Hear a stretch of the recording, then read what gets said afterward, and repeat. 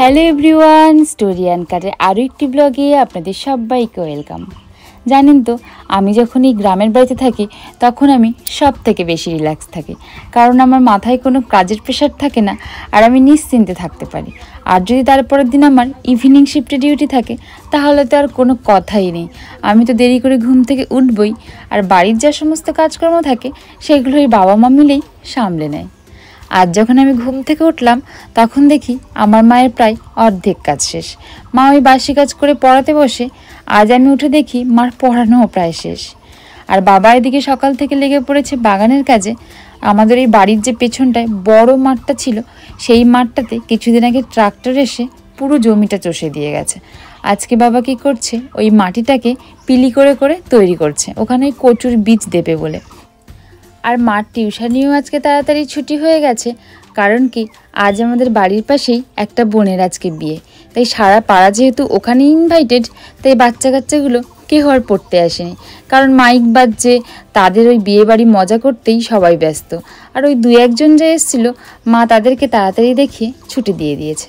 তাই মা বলল আমার হাতে যেহেতু অনেক সময় রয়েছে তাহলে আমি গিয়ে একটু বাগানের কাজে হেল্প করে দিই। আর এদিকে বাবা ওই লাইন তৈরি করছে, মানে পিলি তৈরি করছে, আর মা গিয়ে কচুর বীজগুলো পুঁতে দিচ্ছে। কিছুদিন পরে যদি বৃষ্টি হয় তাহলে ওই কচুর বীজ থেকে খুব তাড়াতাড়ি গাছও বেরিয়ে যাবে।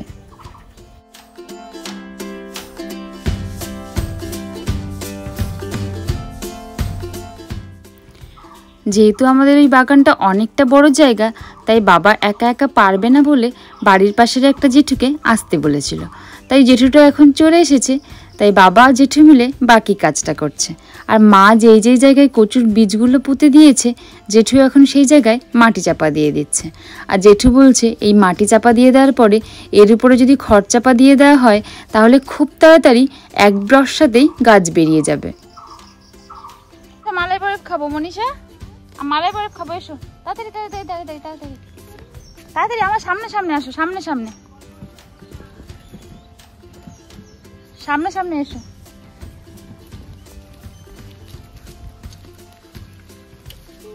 কি আছে বরফ? নারকেল আছে, সিমুই আছে। তো দেখি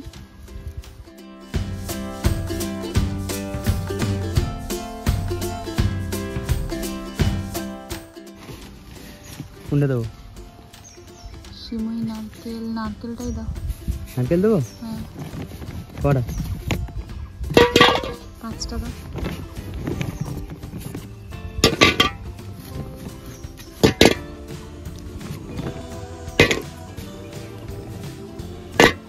আর দেবো না, কত হলো? 25 টাকা। 25 এনে মনীষা বাটিটা ধরো, ভালো করে ধরবে। হ্যাঁ, দেখি নিয়ে চলো, নিয়ে চলো, দাদুকে দেবো। চলো চলো চলো চলো চলো চলো চলো তাড়াতাড়ি চলো। এইদিকে এইদিকে দাদু, এদিকে মাঠে মাঠে দাদু মাঠে।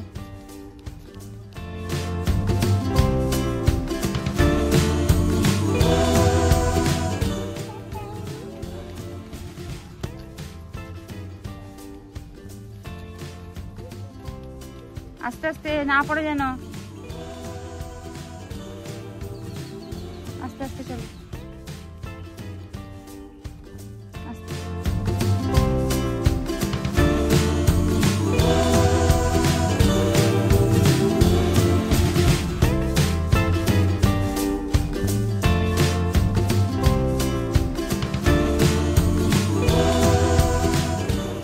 নাও, ঠান্ডা ঠান্ডা তো বটে, তুমি খাও।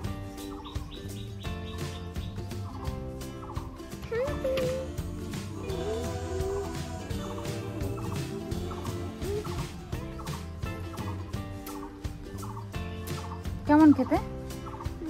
কেমন খেতে? ভালো। আজকে আবার আমরা সবাই মিলে মালাই বরফ খেলাম। আমাদের এখানে বিশেষত ওই গরমকালে আপনার ওই 9:30 10টা থেকে দুপুর 2টা 2:30 পর্যন্ত 2-3বার মালাই বরফ ব্যাপারী রাস্তা দিয়ে হেঁকে হেঁকে যাবেই যাবে। আর ওই বিভিন্ন ধরনের ভ্যারাইটি থাকে, লেবুর মালাই, সিমাই বরফ, তারপরে আপনার নারকেল বরফ, আবার ওই বাদাম টাদাম দিয়ে নারকেল দিয়ে আবার সেটার বানিয়েও খুব সুন্দরভাবে বিক্রি হয়। আমাদের নারকেলটাই বেশি ফেভারিট, তাই আজকে 5 জনের জন্য 5টা নারকেল বরফ কিনে নিয়েছি। আপনারা এই 5 টাকা করে দাম নেয়, খেতে কিন্তু খুব ভালোই লাগে। গরমকালে তো আর বলে কথা নাই, এটাই যেন আমাদের তৃপ্তি দেয়।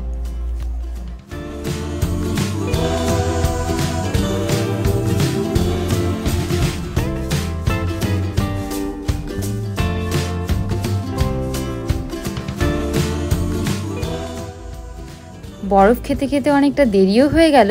এবার তাড়াতাড়ি রান্না করা যাক। এদিকে ভাত হয়ে গেছে, মাছের ঝোলটা হয়ে গেলে আজকের মতো কমপ্লিট। এবার আমি খেয়ে দিয়ে আজকের মতো ডিউটির জন্য বেরিয়ে পড়লাম। আজ আবার ডিউটি শেষ করে বাড়ি এসে বিয়ে বাড়ি আছে, দেখা যাক কত রাত্রে ফিরি আর কখন বিয়ে বাড়িতে যাই।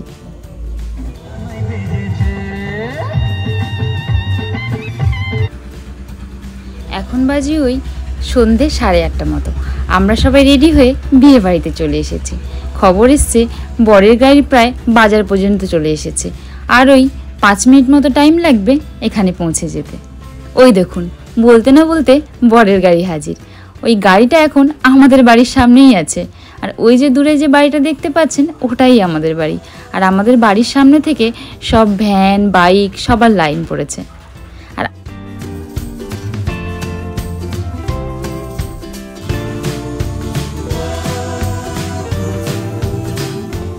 আগে তো আমাদের গ্রামে বিয়ের পরে বর বউ ওই ইঞ্জিন ভ্যানে করে যেত, এখন করে দেখি এই একটাই গাড়ি হয়েছে।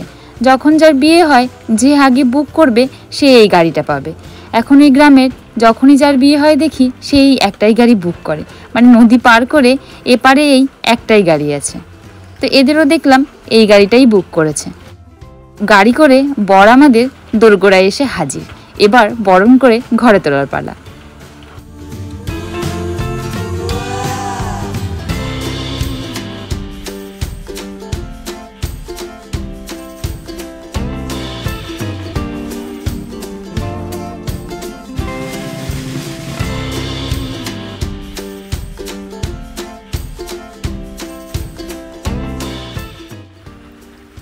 আমি তো অত বিয়ের নিয়ম কানুন জানি না, কিন্তু যতদূর জানি আমাদের নিয়মে ওই বরকে বরণ মানে মেয়ের মাই করে, কিন্তু এদের দেখলাম আবার অন্য নিয়ম। মানে মেয়ের বরকে বরণ করছে মেয়ের মাসি, আর মেয়ের মা বরকে হচ্ছে ওই মিষ্টি আর জল খাইয়েছে। ওই যে দেখা গেছে গাড়ির ফাঁক দিয়ে বরের মুখখানা।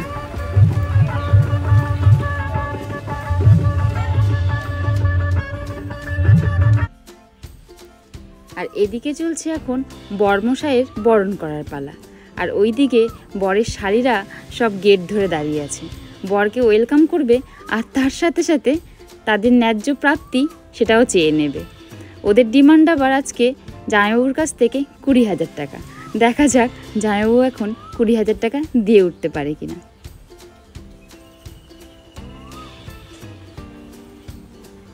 কনে পক্ষ স্ট্রং আছে, ওরা বলছে 20,000-এর 1 পয়সাও কম করবে না। আর এদিকে বরপক্ষ বলছে 500 টাকা থেকে স্টার্ট করবে। দেখা যাক কারা জেতে। প্রায় ওই 1.5 ঘন্টা মতো ওখানে দাঁড়িয়ে আছে। দুই পক্ষের মধ্যে যুদ্ধ চলছে, কেউ কোনো পক্ষ হার মানতে রাজি না। অবশেষে মেয়ের বাড়ির দিককার বড়রা গিয়ে বকাঝকা করে বরকে মানে মেয়ের বোনেদের হাত থেকে বাঁচিয়ে বিয়ের পিঁড়িতে নিয়ে আসে। আর এদিকে মেয়ের বোনেরা তো রেগে আগুন, বলছে আমাদের যদি আমাদের টাকা না দেওয়া হয় তাহলে আমরা জামাইবাবুর পা ধুয়ে দেব না। আর জামাইবাবুর পা না ধোলে, কোনো নিয়ম কানুন না হলে জামাইবাবু আবার বিয়ের পিঁড়িতেও বসতে পারছে না। তাই অবশেষে ওই 6,500 টাকা ক্যাশ দিয়ে কোনো রকমে মিটমাট করে বরমশাই বিয়ের পিঁড়িতে এসে বসেছে। আর দেখুন এদের কীরকম অন্যরকম একটা নিয়ম। আমাদের যেরকম ওই পান পাতা দিয়ে পিঁড়িতে করে বরের চারিপাশে ঘোরা হয়, এদের দেখছি সেরকম নয়। কেউ একজন ওই কুলো নিয়ে সামনে সামনে ঘুরবে, আর কারোর হাতে 7টা ফুলের মালা থাকবে। আর এদিকে কোণে বরের চারিপাশে ঘুরে ঘুরে একটা করে মালা 1 পাক ঘোরার পরে বরের গলায় দেবে।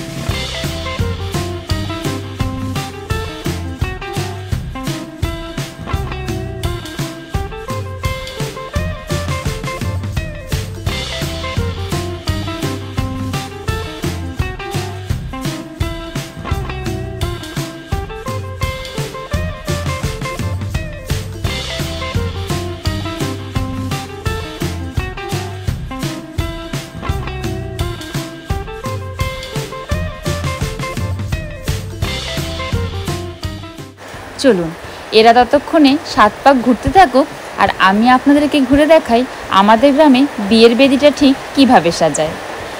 আমাদের গ্রামে যেহেতু প্রত্যেকের বাড়িতেই কলা গাছের খুব একটা অভাব নেই, তাই বিয়ের বেদিতে কলা গাছের প্রয়োগ হবে না সেটা তো হতেই পারে না। আর ওই কলা গাছ কেটে কেটে এরকম চারদিক থেকে মাচা করে আর রজনীগন্ধা ফুলের চেন দিয়ে ঠিক এত সুন্দর করে বিয়ের বেদি সাজানো হয়। আর বিয়ের বেদির ওই নিচটাতে বিভিন্ন ধরনের ফুল, ওই গাঁদা ফুলের মানে কুচো গাঁদা ফুল বা গাছের পাতা, ঝাউ পাতা সব দিয়ে আলপনা করে সুন্দর করে সাজিয়ে দেওয়া হয়।